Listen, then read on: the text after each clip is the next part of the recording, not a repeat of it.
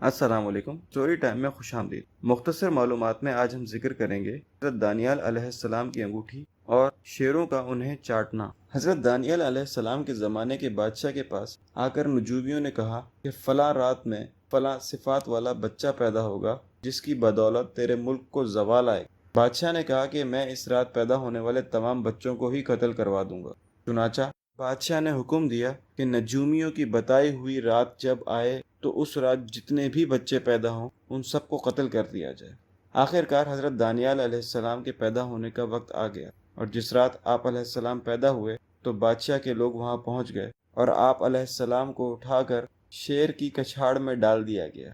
بادشاہ کا گمان تھا کہ شیر اس نومولود بچے کو کھا جائیں گے، اور اس طرح نجومیوں کی بتائی ہوئی بات غلط ثابت ہو جائے گی اور بادشاہ کی سلطنت اس بچے سے محفوظ رہے گی۔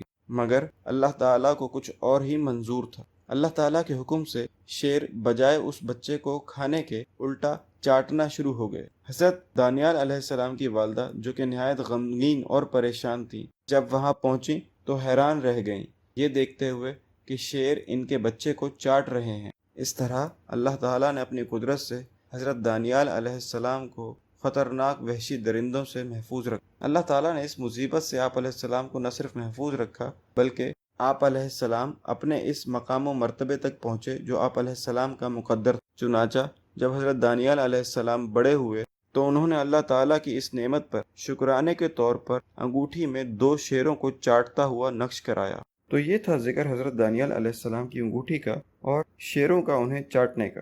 ہمیں یقین ہے کہ آپ کو ہماری یہ ویڈیو پسند آئی ہوگی۔ آپ سے گزارش ہے کہ ہماری اس ویڈیو کو لائک کریں اور اسے شیئر کریں۔ ساتھ ہی ساتھ ہمارے چینل کو سبسکرائب کریں اور بیل آئیکن پر کلک کرنا نہ بھولیں تاکہ مزید آنے والی ویڈیوز اور معلومات سے فائدہ حاصل کر سکیں۔ شکریہ۔